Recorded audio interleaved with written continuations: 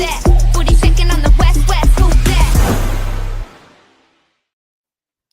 What's up, people? It's your boy Max, the WrestleManiac. Welcome back to the Ring Report episode for you guys today. Make sure you follow the channel, of course, subscribe to the channel, youtube.com, WrestleManiac UK, and of course, you can get this on your podcast platform of choice, WrestleManiac UK as well. On today's show, we will be talking about Roman Reigns, Jey Uso, the Bloodline. Are we seeing this saga happen again? And I guess it's going to lead into a conversation about WWE in its current direction. Are we actually enjoying WWE this year, 2025? It's been a lot of conversation around it, particularly this past week. So we're going to add our 2 pence into it. I'm going to talk about NXT, TNA, that whole, I guess, showdown palaver coming from Invasion to Showdown and what we can expect over next week. And of course, we will discuss AEW's newest signee, re-signee, Andrade El Idolo has landed in the elite zone yet again. About his exit from WWE, what he's up to now in AEW, and anything else that we can fit into the hour. I'm also joined with my co-host, Del Tevic. Del, how you doing, bro? I'm all good, man. I'm all good. It's been another eventful week in the world of wrestling. So it's good to be here on a Sunday evening. I'm talking about wrestling once again with yourself, man. But we got plenty of stuff to get into, man. Yeah, there's a jam-packed show. I guess we'll start with the top. The big man returned yet again, Roman Reigns. And how did you see it all? I'll be honest, man. I'm a huge Roman Reigns fan. I don't think WWE. I think I've said it to you before, Max. I don't think WWE gets their Netflix deal without Roman Reigns' run as the tribal chief. But this story is just becoming repetitive now. It's Roman Reigns gets taken out. Jey Uso struggles. Roman Reigns comes back and saves the day. They have a fight with the Vision. Roman Reigns gets taken out. He gets his shoes taken again. And then we're back into this whole saga once again. And it's just like, how many times can you play the same record until it gets boring? And it's really sad because I think those of us that watch WWE in real, I look at the conversations in which Triple H had with Jey Uso during that show, and it all kind of seems very much overproduced now and almost fake to an extent, where it's like, we're going to strap a rocket to you, we're going to make you this, we're going to make you that, and it's just like, okay, now he's just become Roman Reigns' puppy dog all over again, which is sad to see. And I think the person who actually loses out the most from this is Jimmy, which is the worst possible thing, because he's someone who, after turning back face, really started to feel like they were getting somewhere with Jimmy and he could have had a great run. But I'll be honest, man, like I said, I am bored of this same story being dragged around. Like, I don't know what to believe. I don't know whether it's actually Roman coming back, manipulating Jey for his own benefit, because, I mean, I think Roman doesn't mind Jey ascending, but he wants to remain head of the table. So I don't know if Roman's using this for some manipulation thing, or I don't know if Jey has actually learned the lesson of being manipulated and he's about to double cross Roman somewhere down the line, and kind of make him an actual heel character. But like you said, it kind of throws a lot into the sky for the likes of a Jimmy Uso. I think they want to build Jimmy. And Jimmy's a great character. Like, I think Jey Uso, we've seen some good work from him over the Bloodline Saga stuff. But I feel like Jimmy is like an actual better, more rounded. And definitely, I think he's got more range. Pretty much how we saw Jey Uso kind of fail as a babyface beyond the yeeting and stuff like that. If we're honest, he's kind of failed as a babyface, like as a character. I don't think Jimmy would, if given the same situation. So this could almost be Roman Reigns and Jey Uso using this opportunity to tell this story to kind of push Jimmy onto the next stage of his career. It might just be like a mid-card title or something. But yeah, I think the bigger issue is that they are probably in some way, some form returning to the Bloodline stuff because they haven't necessarily thought of anything else that, places they can put these guys on the card or can tell any better stories than the Bloodline one. So it's like break glass in case of emergency, let's get the Bloodline, story out again and use that going into WrestleMania. Do you know what? I agree with that, man. And I think the person I'm actually looking at amongst this whole thing is actually Solo, because it kind of just seems like they're kind of just cruising with Solo in second gear. They don't really know what direction this new bloodline that they called it, or this group of MFTs and all of this. And it's just like, is this going to lead to? Is it going to lead to Solo aligning with the Usos again? Because if it is, I'll be honest. I feel like Solo deserves his run, and I feel like he deserves a good one. And I feel like he has really managed to win the crowd back over, not just because of the character work he's put into himself. Like some of the comedic spots that he put on, like through that, were like the "I got tickets." Like I think will stand in everyone's memory because it's such a simple it. To me, if you were to explain it to someone who doesn't watch wrestling, it doesn't really sound like it should be funny. But he took that 10 seconds of time that he had on camera at that point, and he always manages to do something with it. And I think when I'm looking at someone like a Solo, I'm looking at Jimmy. Like I said, I feel like they're the people that should be getting pushed out of this because, like you said, Jay has failed as a babyface, if we're going to be completely honest. And I don't actually think it's because of Jay. I think it's because of the way they booked him as a babyface, the way they booked him as a champion.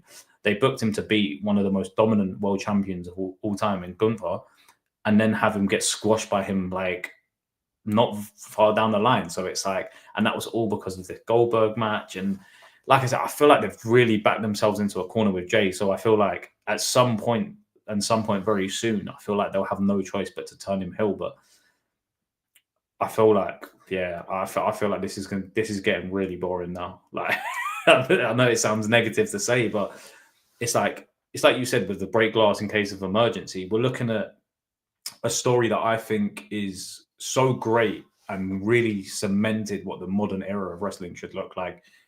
Great in-ring work, but more importantly, application to your craft and your character. And I think this is not what we're really seeing with a lot of the booking from WWE at the moment, which is really sad because I think Heyman said it, we're barely in the third innings, like we're not even halfway through this with the bloodline stuff. And it's just like, yeah, that's great. But if you just keep rinse and repeating the same method over and over again, people are just becoming tired of it.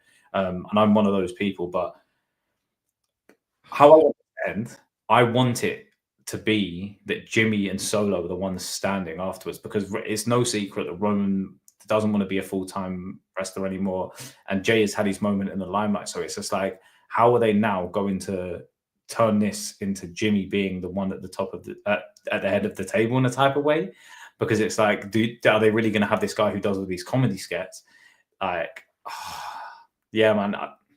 They've really put themselves into a corner. That's the worst bit. It's just like, it's not what they're doing, it's how they are now going to be able to recover from this that's going to be the thing that really hits home. Because it's like, we're now pushing towards Survivor Series. We're now going to be pushing into a sense towards the the road to Royal Rumble, and it's like we are 2-3 months away from the Royal Rumble, and it's like you can just see what's going to happen.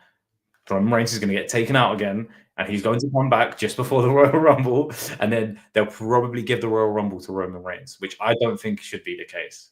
I do not want Roman Reigns to win this year's Royal Rumble. My pick for this year would be a Jimmy Uso, because they've seen how great it was with Jay and which fans cheered, but they're not going to pull the trigger on something like that ever again. Again, it's not because of how Jay reacted to that. It's because of how they booked him into a corner with it. So it's like they're continuously telling us we're going to build up these new stars. We're going to do these new things. We're going to, it's a completely new era. It's a modern era of wrestling. It's a modern era of WWE and World Wrestling Entertainment. And it's just like the one thing they haven't been recently is entertaining. Yeah, that's facts. Just on your take, I think Jimmy Uso is light years away from winning a Royal Rumble. He is so far away that he might as well not even be in it. Like I don't think Jimmy's winning the Royal Rumble anytime soon. Like even Jay, if you look at Jay and him winning the Royal Rumble, that was like was it up to maybe 2 years of him being so over, or at least a year and a half of him being so over before they thought, okay, let's do this above like Cena or anyone like that. So yeah, I don't think Jimmy Uso. We might have grandkids before Jimmy Uso wins.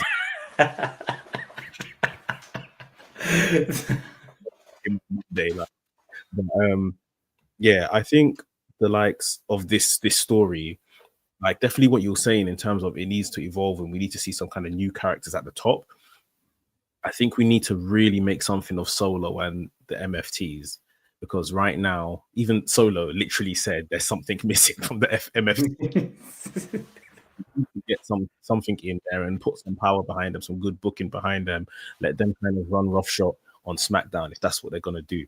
I think we need to elevate Jimmy for sure. I was talking during the week and I had this image of maybe down the line Jimmy Uso with a WWE World Heavyweight title or the WWE Championship. Imagine him holding that belt and his newborn kid in the other hand. Like, that's the father in you, though, isn't it? That's the it's the baby face. It's the baby face. Yeah, move, like, you know. I do agree. Yeah. So and it'll be different from Jay in a sense. And even with Jay, I think his elevation is getting a second world title run, but as a heel, because you know they've kind of put him in this nice place now where he's no longer reliant on the yeet chants and the big yeet entrance and stuff like that. Let's see if we can, maybe not tomorrow, but let's see if we can get another world title on him. And like we both acknowledge the first one didn't work. Let's see if it works now with a change of character. You know, if he could double cross Roman, it's funny because obviously Roman was a nasty piece of work to him and Jimmy. But if he double crosses Roman, people are gonna boo it. Like people are going to boo him because people love Roman. Like, so yeah, I think that's maybe where you go if you're going to run the Bloodline Saga again. Like, we have to kind of push these other guys into different particular areas and stuff like that. Jacob Fatu is someone that obviously he's just recently come back, but could do with some direction. So it could be Bloodline, in fractions and not necessarily all together sort of thing. But yeah, I definitely feel like we need to do something with them, and if they're going to be the cornerstones of this company within telling stories and everything like that, they just have to make sure they do it in a way that's interesting, because these guys had dominated TV for 4 years. Rightfully, it was a brilliant story with a brilliant conclusion, but for you to basically take it out the fridge and reheat it again, you have to come with something brilliant. You can't give us stuff that we've seen before. Like, we need new faces at the helm. We need just brand new booking for all of them. So yeah. No, I think Jacob's a great point as well, because it hasn't been that long since WrestleMania, and he felt red hot going into WrestleMania, and it's like we're 6 months removed from that, and he is not stale. His booking is stale. Do you know what I mean? It's just like, he still gets a great reaction when he comes out. I feel like the stuff they're doing with him and Drew could be a great way in which to really sort of push his character back up. But he's another person that suffered from bad booking. It's like, you give the US title to Solo, who then gets beaten by Sammy, and it's like Jacob lost out substantially from that almost like passing fort US title run. You then had the exact same thing with the Solo run. So it's less like, these are two people who had been part of such an integral part of WWE less than half a year ago. And it's now we're looking at them and we're saying, right, how can we really improve on this? How can we really pull this back? And I think, like, I don't know how long there's been these rumors of Zilla Fatu joining WWE. Like, that is a name in which should be raised, because it's like, that's something in which they could bring in as fresh. Even if he's not going to be wrestling week in, week out, that's still a face and a name, and someone who, especially like for internet wrestling fans, or people that are locked in with in the industry as well, that would be something that I think would get such a great pop. But again, that question remains to be asked, because it's like, I think you raised it last week, where not all of the fans that go to shows are very aware of things happening on the internet. So it's like, if they do bring in Zilla, is it going to work? And I think, again, they've booked themselves into a corner here, because it's like, Jacob needs something fresh. Solo needs something fresh. And it's just like, how do you then give both of these guys something fresh whilst also kind of keeping them apart? Because I think no one wants to see Jacob and Solo go one-on-one again. Like I don't think any of us want to see that. But No. more importantly, what is this thing that Solo's been missing? Like, it's like, because if we're being honest of what the thing that Solo's been missing good booking. Yeah, consistent booking as well. I mean, just to wrap this up and move on. Jacob Fatu's even US title run. We loved Jacob Fatu, right? And we loved everything that he delivered, but the title run wasn't good. I'm pretty confident in saying he had one successful title defense before he lost it. Like, so yeah, it was a lot of bravado, a lot of Ramin, but there wasn't much within the actual matches that he had one successful defense. And if Shinsuke Nakamura, people been killing Shinsuke Nakamura for 2 years, saying he's just dead, he's got nothing to offer, anything like that. I'm sure he's had more successful defenses than Jacob Fatu. We're just investing more in Fatu's character. So, that's one thing. Solo, like I said already, he already acknowledges that it's something missing from the group. Is it Tamatonga or is it someone else? Who knows? We'll wait and see. But yeah, I think you've got to really, like I said, put a new angle, put a new spin on all of these guys. But we're trying to do that at a time when the overall product isn't entertaining people. Sports entertainment, but it's not very entertaining at all. And we're looking around the room, and where has the change come?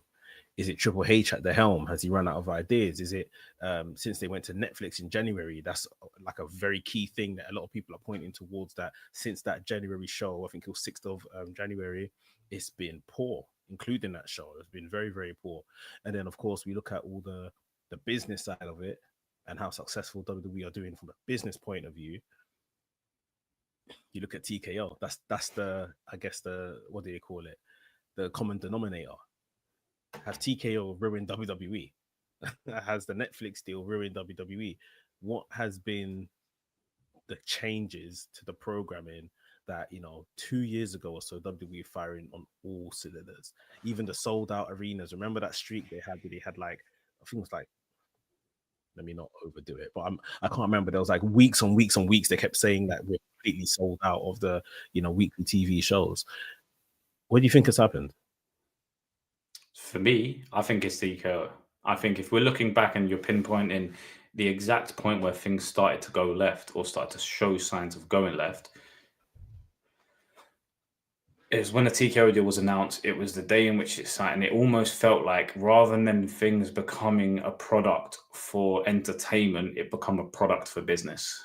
And I think that's where things started to change. And I think doing these sort of crossovers where you've got MMA and UFC people in the crowd, where they're putting in these fake pop sounds of people cheering in the crowd, because if I'm being honest with you, if you ask 90% of wrestling fans about UFC and MMA and a lot of other combat sports, they would have no clue. They would not have no clue. So you're telling me that all of these people that are now in the arenas, because of this partnership, has started to really invest themselves into the UFC? Don't buy it. I don't buy it for a second. So it's either one of two things: they're paying in fake sounds, or they're getting people into these arenas that they want to be that feel like will be cheering these sort of partnerships. And I think, if I'm, like I said, Joe, I pinpointed when the TKO deal happened, it was here and The Rock was on the board. And then the Cody stepping aside for The Rock stuff started to come around. And it was just like, if we're pinpointing where things started to go wrong, that is all. It was almost from there and leading up to 40 and sort of what happened. I would say if we're looking at the common denominator, it's TKO. I get a lot of people and myself do not like the Netflix product to say. It feels like it's become, rather than sports entertainment, it's just become almost like a weekly show that you'd have on Netflix, where the opening becomes the same. It's the Vision opening the show, and they're going to attack someone in the night, and they're probably going to tease who they're going to attack early in the show, and that person's going to have a match against someone later in the night. And it's just like, when stuff becomes like that, it's just like, that's what a lot of people say it's recent. If I'm being honest with you, we are pushing 2 years plus of quite repetitive booking. And if we're the only sort of characters that I feel have been refreshed in that time, I'd say someone like a Seth Rollins with his turn, Heyman, Bron Breakker, and Bronson Reed. They're the only people, if I'm looking at WWE 6 months ago, whose character has developed in that time. The entire point of having these people on TV on a weekly basis is to develop their character. But it can't be based around Paul Heyman, Seth Rollins, and Bronson every week, because that then it kind of eliminates the whole point of building these people up. It's just like fans will become tired and they will end up turning on Bronson and Bron Breakker, and it won't be their fault. Again, it will be WWE's booking them book themselves into a corner where I think we've spoken about. I speak so highly about Bron Breakker and Bronson Reed as well, and I think they're two very, very talented individuals. But if they carry on the way they are, they're going to shoot themselves in the foot here. And I think if this is going to be leading up to, say, a bigger thing at WrestleMania, you've got to build the story in some type of way. The one good thing about the Bloodline Saga is how long the story was built from the very first moment of Jay and Roman being in the Hell in a Cell match, and that image of both the brothers crying, and it's just like, and Jimmy being there, and it's just like you have that moment, and it's just like we are 3 years on nearly, and we're at exactly the same point. But Roman doesn't have the title, but he's still kind of in charge of them. So it's like, I think if they're not careful, they could actually end up denting Roman's character with this as well. And I think that's the bad part, is that his work as the tribal chief, I think, will go down in history as probably one of if not the greatest characters or runs of all time. But if they carry on the way they are, they're going to be denting that legacy. And that is a term in which me and you have said a lot of times. And we've not been doing this Britain Reports for very long, but it's just like we're now talking about denting people's legacy. So it's just like, if people's legacy is being dented, I think at the large part of it, you have to look at TKO and what that deal's brought. And has it brought as much positives as it's brought negatives to not only the product, but to the fan base too? I think, well, we definitely have to look at a Triple H and be like, has he kind of fluked his way through this and now he's run out of luck? Because I remember at the time when the Roman story really kicked off, there was a lot out there about Roman and Paul Heyman are very involved in what's being booked for this. So really and truly, Vince started it. He said Roman and Paul Heyman were very involved, and then like Triple H invested this story when he took the helm in it, and he ended it well. I think it was incredible. Big up Kolski here that's saying TKO is outpricing us as fans. It's like Premier League football. I'm lucky That's enough. my guy, man. Kolski's one of my boys, man. So thanks very much for showing love, man. I was lucky enough to be in attendance for WrestleMania 40, and incredible night. Main event was incredible. Bells and whistles, yes. Was it overbooked? Yes. But I think we all saw it coming. It had to end in this kind of Avengers type way, and it was brilliant. It was an absolute spectacle, and I've been on record saying, for me, that was the grand finale of wrestling. That was season finale. Wrestling done right there and then, and I would have went home a happy man. Like, that was brilliant. And since then, we had WrestleMania 41, which Roman, Seth, and Punk, they delivered a fantastic match in their main event. But really and truly, a nothing story. A story they just put together to throw three guys into the main event. Paul Heyman, came and done his double crossing, this, that, and the other. I said all that to say, like, TKO is stopping people from getting to the product, firstly. So with all this price grabbing, I think I forget the guy's name now, but he came out and said, Vince was pricing it for fans and not pricing it basically for business. There's a lot more in terms of a margin that these prices can go, so that they're looking to bring it up, put it in line with UFC and boxing and whatever the case is. And immediately, where fans can't afford it, they're going to be resenting the product. Then on top of that, you're giving us a lukewarm product. So the patience of the fans is completely running out at this point. And the noisy neighbors across the road in AEW, they've had a very solid year in terms of booking, very consistent. They pride themselves on being the wrestling show. So although they do stories, they pride themselves on delivering fantastic wrestling week in, week out. And you 100% get that when you watch the show. Their pay-per-views are even of a higher level of wrestling, like very consistent. You know, it's been rare this year. It's dropped under like a 7 out of 10 show, in my opinion. But WWE, this is the problem. 1 week you'll get a pay-per-view which has a crazy ending or a crazy moment. The pay-per-view be like 9 and 10 out of 10. Then you watch the weekly TV and it's as low as like a 4 out of 10. There's no consistency. People are struggling to get there and support the show. People are paying through their nose if they do attend. Like Netflix, the Netflix deal hasn't really showed me anything in terms of better product. Even from a production point of view, you think they're going to Netflix and you might see some like more cool vignettes and things of that nature. I remember being quite vocal earlier this week when I saw the Rhea Ripley and Io Sky were in the ring having a chat, and then they cut to Asuka and Kyrie responding to them in the ring, but on a pre-filmed like vignette thing. How is it pre-filmed? You're responding to what's just been said. You see what I mean? Like it's basic. The consistency is not there, is it? It's not there. Like, and I know they're probably pre-filming it so they can, you know, speak Japanese and put subtitles or whatever the case is. But like, even just from a production point of view, going to Netflix, like, I'm sure it's in more homes, 100%. Netflix comes like BBC One these days. Like, it's going to be in everyone's home. But it's like, I just don't see the benefit to the product that we watch with all this Netflix and TKO stuff. I don't see it at all. No, and I think that's the sad thing, because a lot of the names that we're speaking about is Io Sky, who's someone who very organically got over in the WWE. And it's just like, when you are looking at the segments in which she's in at the moment, that is if we're talking about how stuff with Roman Reigns and Seth Rollins become very repetitive, so is the women's division to an extent as well. It's just like, you keep these two stars at the top of the Raw women's division, and I don't really see them building anyone else up into that picture.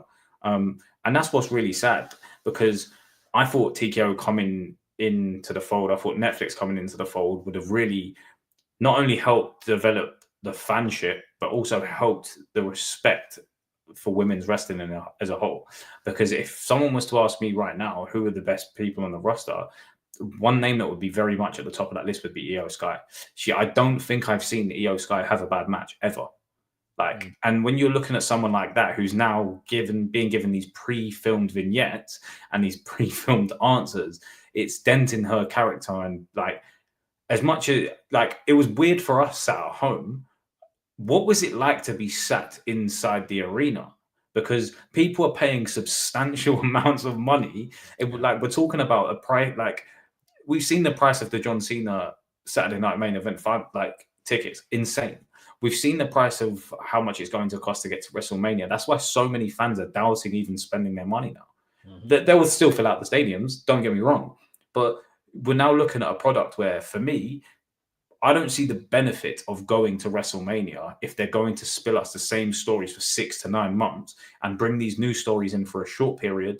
Post-Rumble, they'll bring in some new characters and they'll just go straight back to the way same things were. Roman will go off for a bit, he'll come back and he'll find someone to feud with for 6 months on and off, and then we go back into WrestleMania. And it's just like, we've seen Roman do it with Cody, we've seen Roman do it with Seth now, we've now seen the Usos aligned, but almost like, I just want to say this. It's very off topic, but if we're looking at, like, I'm looking at the Lucha Bros, like, what the hell is going on with that? Like, Penta is nowhere to be seen. You've got Rey Fenix now tag teaming with Javon Evans completely randomly on SmackDown. And it's just like, we're talking about consistency and a story that's being built. I think, to an extent, a lot of the blame, I was going to say a bit of the blame, but a lot of the blame, you have to look at Triple H and the product in which he is meant to be the chief operating officer for. And there doesn't really seem to be much operating going on at all, to be honest with you. It's sad to say, because he's someone who, like, a lot of people were very anti of the old guard. And they said, you know, things need to be freshened up. Like, I look at the way things in which it's being done in NXT, in which they've built new stars, and you don't need a substantial amount of time to build new stars. They just need good booking, and this is where they're failing. Is they're not booking these new stars. Is like, I think Rhea Ripley and her like resurgence after the Judgment Day is insane, and I think it needs to be studied because it was so great. But I'm now looking at Rhea Ripley. It's just like, how long are we going to be going around this Io and Rhea stuff? Because they were in the match at Mania, we're 6 months down the line, and they're still in some sort of segment together, and it's just like the story's gone nowhere. They were going up against each other before Mania. Io beat her for the title in February, I want to say, or March. So we're pushing 9 months. That's how long we've pushed it. They've been like this all year, And I get it, like they're two of the best, and you want to, raise the profile of the division using two of the best. But like you're saying, we're cycling around the same things, and it's very interesting because, like you rightly said, Triple H has to take some blame and has to be kind of looked at himself. Triple H is someone that the fans of NXT Black and Gold were waiting for, let me just say, something to happen to Vince. So Vince could disappear and Triple H could inherit this company. Fans of NXT Black and Gold, that's all they wanted. We used to see NXT Black and Gold, see how great it was, how fun takeovers were, and we're all kind of telling each other, wait till that day Triple H takes over WWE, when Triple H gets the book, kind of, what's the word? It's like just looking forward to it. Just looking forward to it. Manifesting this thing. And now the days have come, we're living in it, and we're all looking at each other like, who's next? Like who can Sean come help? Like, it's crazy. Like, and I know it's a different beast. I know, managing a group of people in NXT. I mean, at that time, it was indie stars that had, finally got their big break in the WWE through NXT. It's a different kettle of fish. Plus, you're managing people that have, by the time you're on main roster, you would deserve to be there. You're being paid big bucks. There's bigger egos, all of that kind of stuff. But being at the helm, it's your job. Like, it is literally your job to manage these situations, these people, and all of that kind of stuff, and the booking. And yeah, it looks like he may. Triple H still my guy, but it looks like he may have fluked his way through some of this, and now we're really seeing, how it looks like, and with TKO as well, kind of dictated this is happening. I want this WrestleMania. Like, just don't know who is really in charge anymore. Our Saudi Arabia are gonna book that WrestleMania 43, or is it that they're gonna have in 2027? Like, you just don't know. Yeah, I think we've come to a point now where we've got to start looking at Triple H. I mean, people have been looking at him beforehand, but even me as a supporter, I've got to start looking at Triple H and being like, what's going on, bro? What's going on? No, he's someone who I've always defended with honor in my group chat. I've always defended his case, and I've been like, you know what? He got dealt a really bad hand. And then I said he was in charge of the product, and then he wasn't in charge of the product, and then he was back in charge of the product again. Yeah. And I'm just at the point where it's just like, is it him or is it Netflix? Is it TKO, like you said? And I don't think it's going to be one person's fault, but this collection of partnerships and companies and, let's just say, big personalities, because you've got the UFC's involved, who's one of the biggest, if not the biggest, combat brand other than WWE in the world.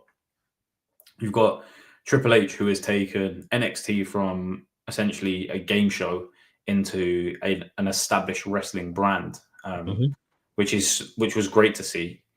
And we're looking at Netflix, who probably one of the fastest growing companies in our lifetime, and the way in which they've managed to take over not over the just TV series, but films and the entire production side of things. If you were to say 10 years ago, explain this partnership today now, people would be like, that's going to be insane. That's going to be amazing. And the one thing it hasn't been is amazing. And that's what's sad to see. Do you know what I mean? It's just like, you've got all of these great things. Like, you have all of the tools at your disposal to build and to produce something great.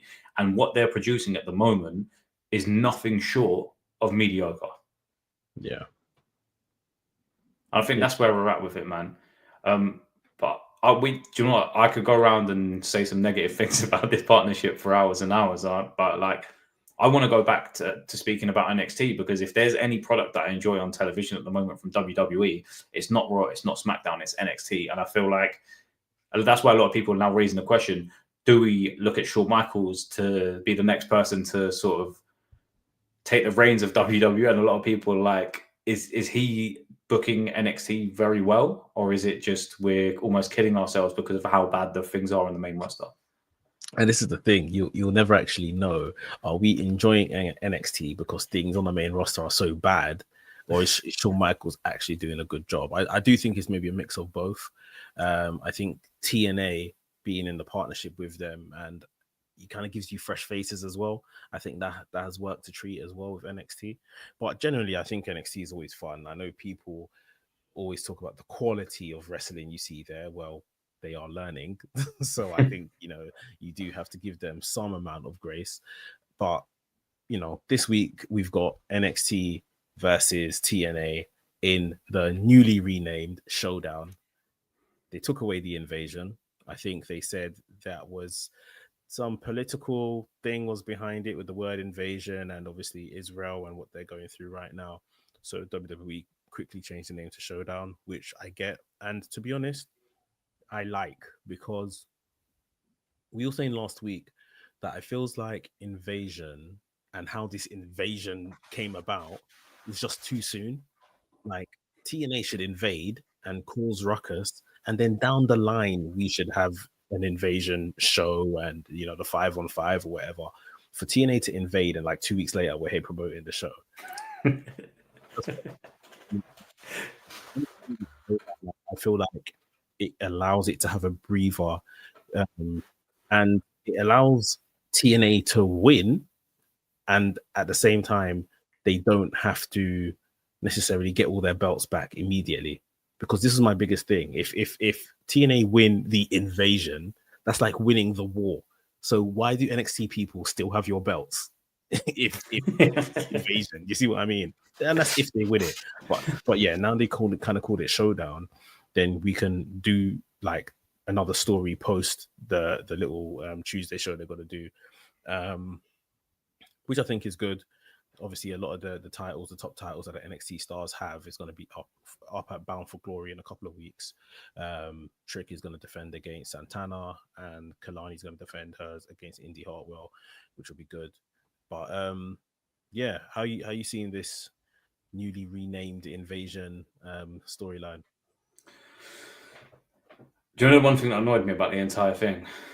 Is putting Matt Cardona on TV to not having him involved in any type of way. Yeah. Like, I would have rather, like, it kind of seemed like at some point he would end up back in WWE in some role or another. So it kind of annoyed me that his return to WWE is now going to be him jumping on screen to start an invasion that was never really an invasion, but ended up becoming a showdown. Like, he was very predominant on all of the vignettes, all of the parking lot sort of sections that we were seeing in NXT last week, and then he's not involved in the match. So it's just like, he's one of those people where I think if he was to return at a Royal Rumble, I think he'd get a great pop. So it's just like almost a waste, and almost like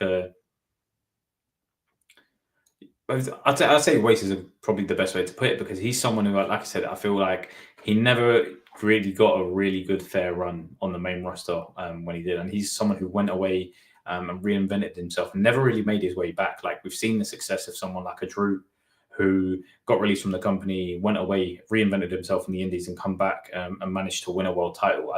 Don't get me wrong, I don't want to sit here and predict that Matt Cardona will be WWE champion in any way, shape, or form. But I do think he's someone who should have been given a bit more respect, and the fans shouldn't be like, don't take us for idiots, is basically what I'm trying to say. Like, we all know that Zack Ryder is Matt Cardona. Like, it is not a secret. We've all got Google. We can go on Wikipedia and we can see that they are the same damn person. Yeah. But trying to take us for idiots in the sense of like putting him on and almost testing to how the fans would react, because he got quite a big pop when he appeared in the crowd. So it's just like, you're now looking at that and you're thinking, what have you done with that? And I'm looking at the rest of the TNA, right? Like, I don't understand, like, Kalani being at the front of almost like the showdown. It was just like 2 weeks ago, you weren't even involved with TNA. So it's just like, and she's walking around questioning people's loyalty to the brand. Like, It's crazy. It's all. I think it's a great idea, and we've spoken about how it's all been rushed to kind of go against AEW, and I think that's the problem here. Is that rather than appreciating the story itself, we're now at a time where, right, oh, we need a new women's champion. It's unfortunate what happened to Ash Elegance, and I think that's kind of shot them in the foot with that as well. But getting someone like a Kalani to become your Knockouts World Champion, and then she's walking around questioning whether Jordan Gray should be on the team because, we don't know where your loyalties lie. Jordan Grace has worked for the company for the last 2 years. And that's what. And now they've announced that Jordan Grace is the special guest referee for the women's match, which I hope ends up in turning Jordan Grace heel. But I don't think they're going to pull the trigger on that one just yet.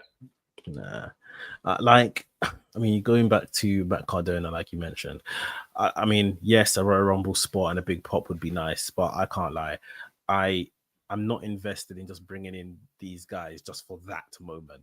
Like, I think Matt Cardona's biggest success, if brought back to WWE, would be sticking in with Chelsea Green, and I'd love them to be like some villainous heel couple together and just be very cheesy and annoying. Like, I think they could do that very well.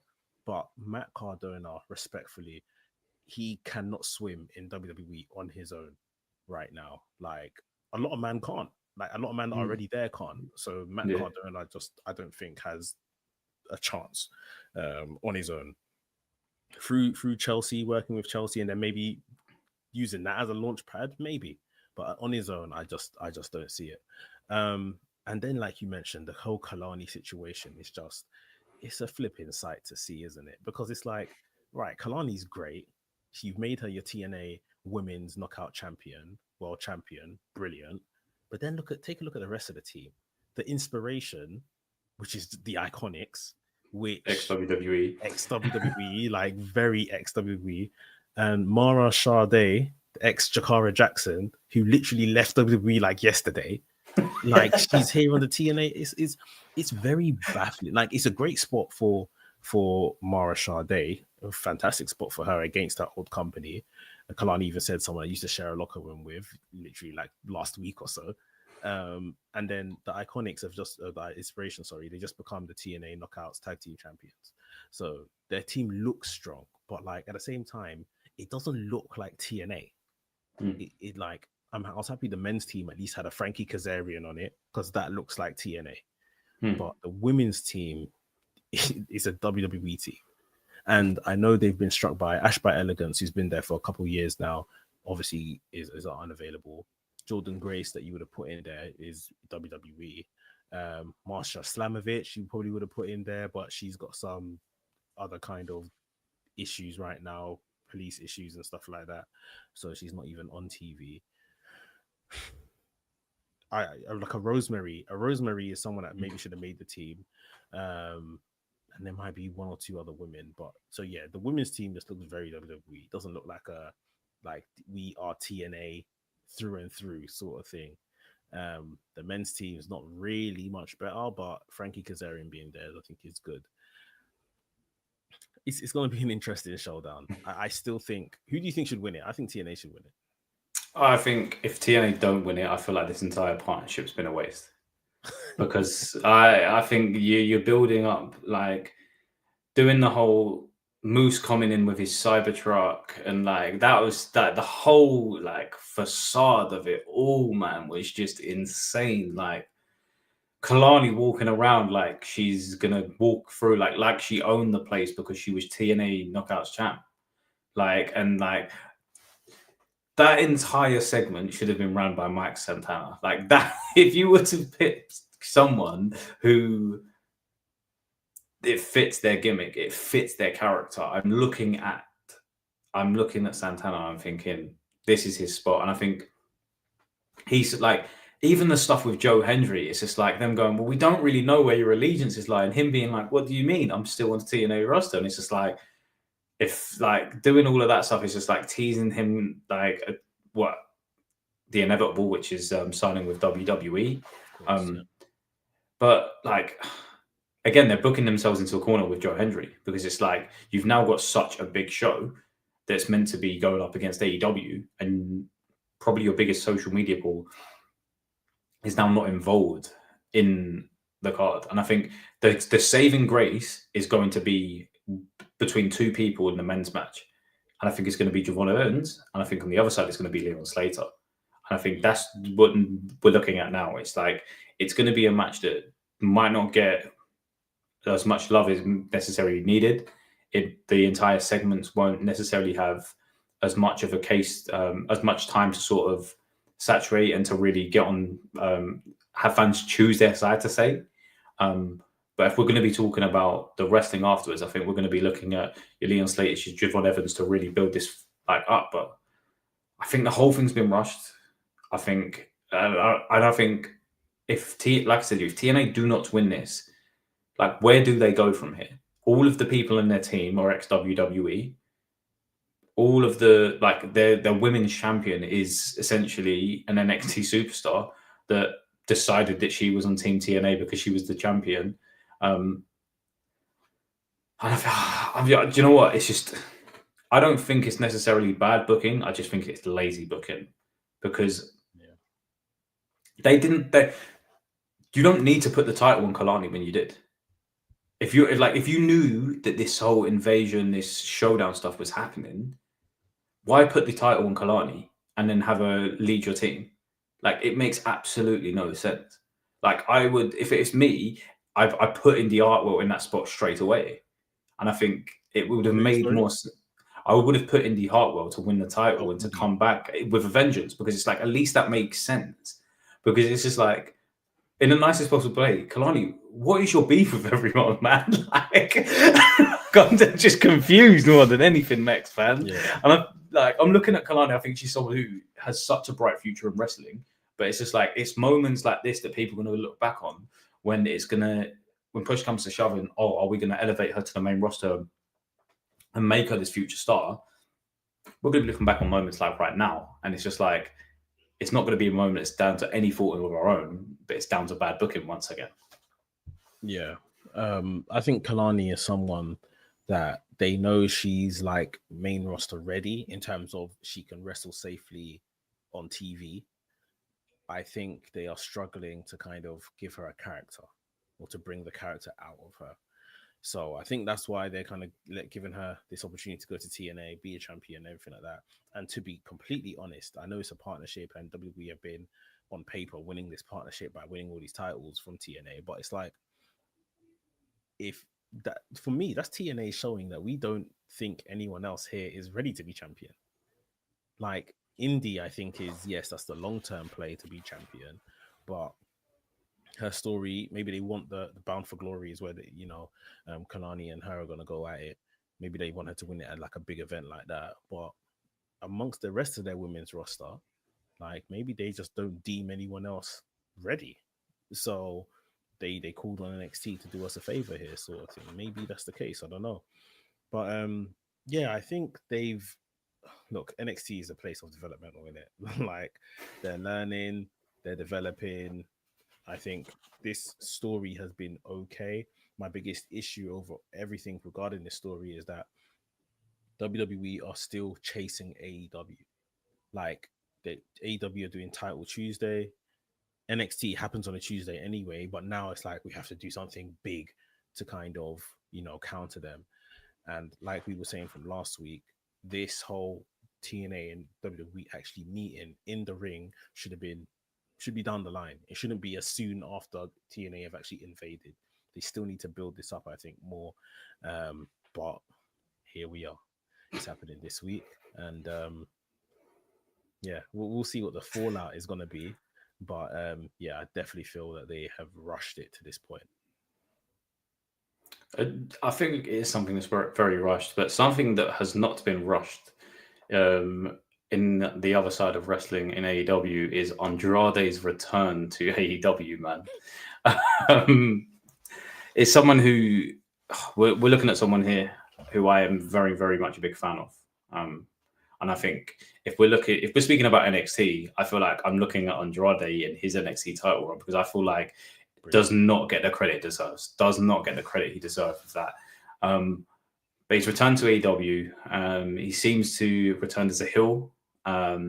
Attacked Kenny Omega, which, if you want to put yourself on the map in AEW, if you want to go after one guy, Kenny Omega is that guy. But what did you feel? What did you feel like when you saw that, man? Because I know for me, myself and other fans, I know I've heard mixed things. So I just wanted to get your thoughts on it, Mex, and sort of how you reacted when you saw the news or saw the episode. I'm a big Andrade fan, and I was just like, "Rah!" Already, he's back on TV. He's already found his way back here, sort of thing. It was a pleasant surprise. Him joining the Don Callis family, I think, is something. They've got 12 men in that faction. Like, it is absolutely. That's a football team. Like, honestly, like, it's so ridiculous. I can't help but laugh. Like, it's just an absolute joke. But here we are. Yeah, like, I think Andrade, he is terribly miscast. And like we were just referencing, we saw his NXT run and how great that was. And his NXT run kind of started how his last couple of years in wrestling have been. He can put on a fantastic match, but who cares? Like, who cares? There's nothing else around him.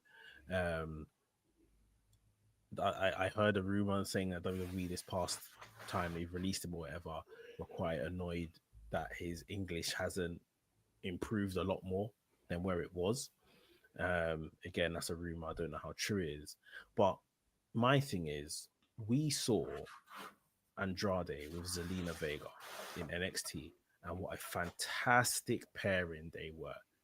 Now, it may be deemed as slowing down Zelina, but respectfully, Zelina's not necessarily going anywhere fast. So with Andrade returning to WWE this last time, I don't really see why they couldn't just pair them up together. There was even a point where Zelina became women's US champion. Andrade should have held the men's US championship at the same time if you had paired them up, you know. Like, do what works.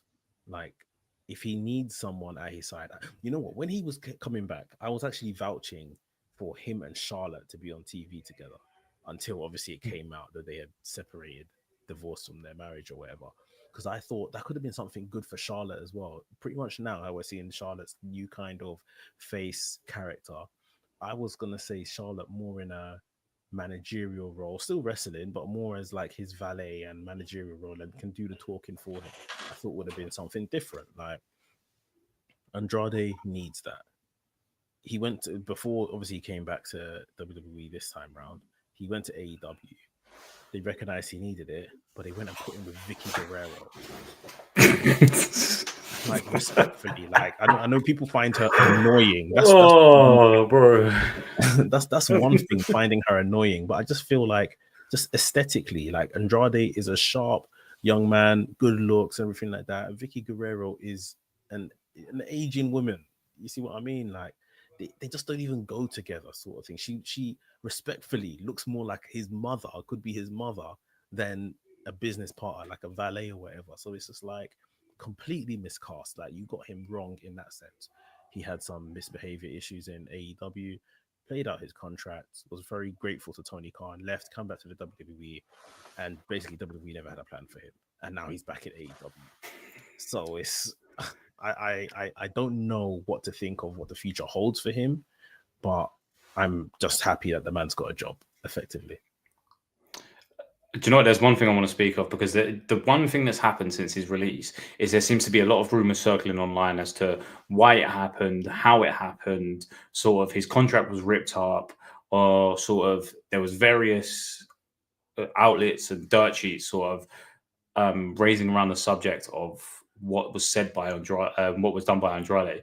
The one thing I respect for him is coming out and calling out the people that he's basically saying were lying about his release. And that was the worst bit, is like, I'm such a big Andrade fan. When you look at someone of his talent and it's like the dirt sheets are now putting bad on his name because of what's happened, and they've almost twisted the truth in a way. No one will ever know apart from Andrade, what really happened and if things could have gone better for him. But when he's having to come out and sort of clear his name and say that people are basically talking absolute nonsense, I felt sorry for him, man, because it's like, yeah, it's great you said the stuff about Charlotte, because it's almost like she is the Nepo baby, man. Like, whatever happens, Charlotte will always be pushed to the moon by WWE, regardless of whatever spot she's in. The plan after that will probably be for her to go into the world title scene once again. But I think the stuff that happened with him and her probably dented him a bit. You're then looking at him leaving the company in the way that he did, and everyone seems to have an opinion. And the one thing no one has spoken about is how great of a wrestler he is. And I think that's the really sad thing. It's just like, this guy is very talented. You can see that there is an absolute superstar in there. But again, the question needs to be raised. Could he have done better himself in WWE? Was he just unlucky with the booking he was given? And I look at Selena, like you said, and I think I don't think he ever really recovered after they broke up. I don't think he ever really, after they broke up, I can't really see a positive outcome for what he was doing in WWE or AEW. So I'm just glad he's gone back to AEW and he's spoken himself and he's sort of stood on his ground and said it with chest, basically. And I think that's something you have to respect. But it's just like the magnitude of the people that seem to have been lying about Andrade isn't great. And it was sort of it was a nasty reminder that sometimes people do talk absolute nonsense in this industry, man.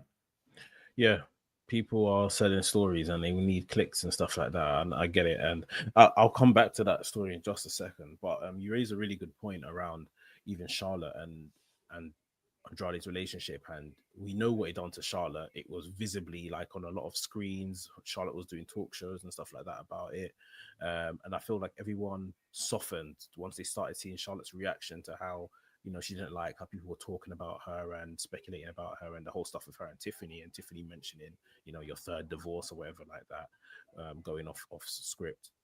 We saw what it done and everyone softened, and now she's kind of getting back into her groove. With Andrade, rightly so, this could have affected him as well.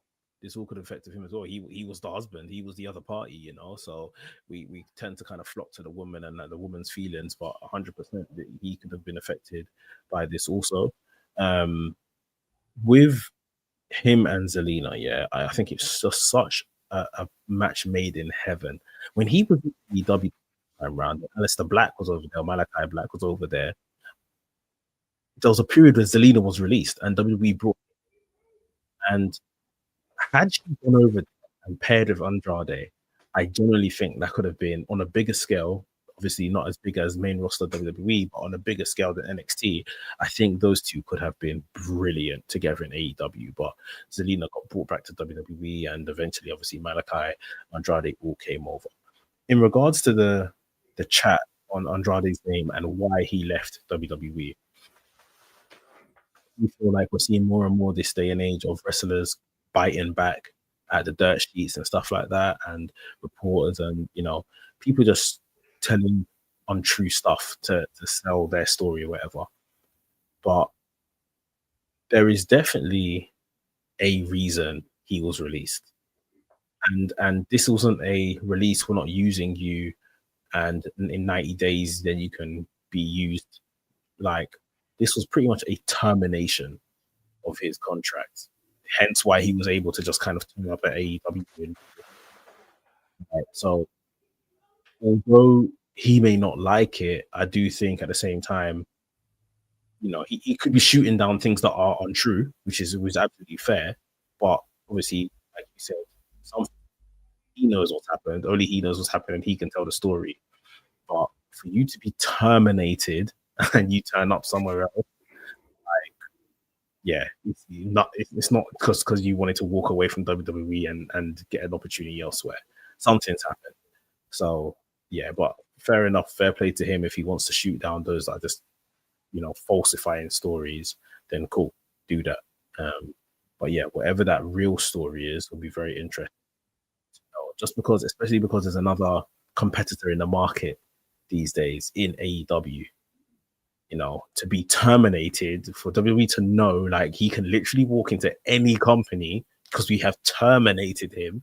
Like they wash their hands of him to an extent. Never say never. Andrade's moving like a ping pong ball right now. Be in 2 years' time, the contract's done.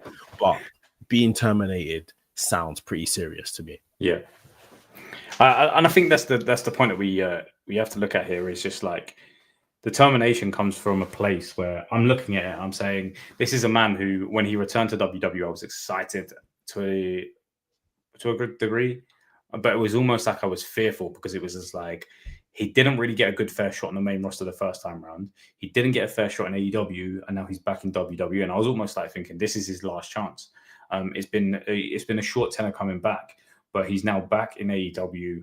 It seems like he has been thrown into this volcano of superstars surrounding Don Callis, and I hope he doesn't get lost in the mix again, because it's like I think this is his last chance. And I think that's what we're looking at here, is like you take all of the wellness policies and everything else away from it. We're looking at someone who is a very talented individual in ring, and they've almost on their last straw, because it's like if he severs ties with AEW now. And one thing I do want to say, and I respect Tony Khan highly for taking him back, because it's something that's always happened is a lot of people have said about how Tony Khan did have an offer on the table when he returned to WWE. So it's just like for Tony Khan to bite the bullet and to be the bigger man and to say, you know what, I feel like we can do something here to take him back. And I think that's something in which I've said it over the past couple of weeks, Mex. I've not always been Tony Khan's biggest fan, but if we're going to look at someone who's had a great 2025, very, very much top of that list, I have to give it to Tony Khan. And I think he's been someone who has taken a lot of these old WWE guys and molded them into something new, like whether it's Christian, who has done unbelievable character work over the past few years, the stuff with Edge / Adam Copeland and whoever it may be. I feel like the development that he is really now starting to bring in, he understands what fans want, and he can see that there is a good wrestler in there, and he can see that the talent that's in there, it's just finding the right spot for him. So I just hope he gets it right this time. And but do you know what? I'm just thinking about that NXT title run, because it was so good. And I feel like if we're looking at some of the matches that he had there, that's what Andrade should be about. It shouldn't be question marks raised around his wellness, question marks raised around his character work, and could he really make it happen? Because I remember when he first debuted, he was the guy with the trilby hat on, this almost like happy-go-lucky guy. Whereas by the time he left NXT and joined the main roster, he was a very, very established star in NXT. So it's just like, I want to see him get back to that Andrade, the one who was putting on banger after banger after banger. And if we can get him back to there, I feel like the possibilities are endless for him in AEW. Yeah, I've been watching Andrade for a very long time. Yeah, run in Japan, CMLL stuff. Like I definitely feel like we are watching a massive talent that's just completely been mismanaged, and to some degree his fault. He hasn't maybe made the right choices and stuff at times, but we've got to get it right, because it feels like, you never say never in wrestling, as they say, but it does feel like last chance saloon now. Like we have to get it right, otherwise, I mean, he's already won a belt back in Mexico this past weekend. Like that's where he's going to end up if this doesn't end up right. He just ends up wrestling in Mexico for the rest of his life, or in Latin America for the rest of his life, which may be absolutely fine for him. But that's a guy that can be at the very, very top. In terms of ability and stuff like that, he's got it all. So yeah, we hope AEW can get him right, put him with the right people, let them get the best out of him, and it may just take a little mid-card run to just reignite him, and then maybe he can go on to something bigger later on. But yeah, pulling for Andrade, he deserves something good, but he's got to make it happen for himself now, because, like we say, last chance, man. No, man, I agree with that. And I think, you know what? I feel like we're going to be looking back on this in 6 months from now. It's either going to be he's been released from AEW, or he's catapulted himself into the main event scene there. And I really hope it's the latter, because, like we said, he's someone who there's no doubt about whether he can wrestle. There is no doubt in anyone's mind whether he can wrestle.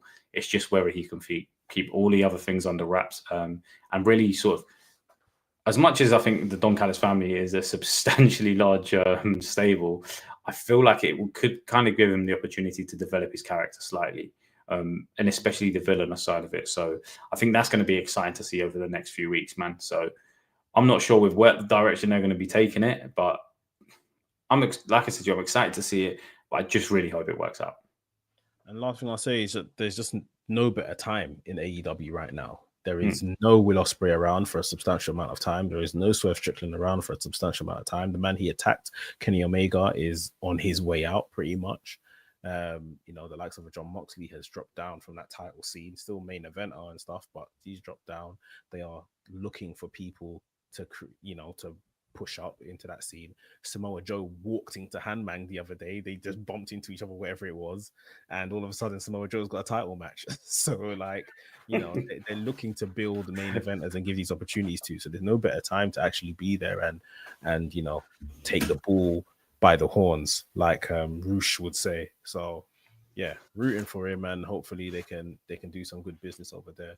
But yeah, I think we'll bring the show to an end here. Appreciate everyone that's been watching live and chiming in the comments. This is Ring Report on youtube.com/WrestleManiac UK. You can also get this as a podcast in your audio feed, whether it's Apple, Google, all of them places, Spotify, WrestleManiac UK on there as well. Make sure you follow my co-host Del Tevic on Instagram, X, TikTok, all of them places as well. And you can follow me as well, WrestleManiac UK. Any last words, Del, before we get out of here? Please, no more Vision opening Raw on a Monday. No, I just want to say it's been an eventful week in wrestling, man.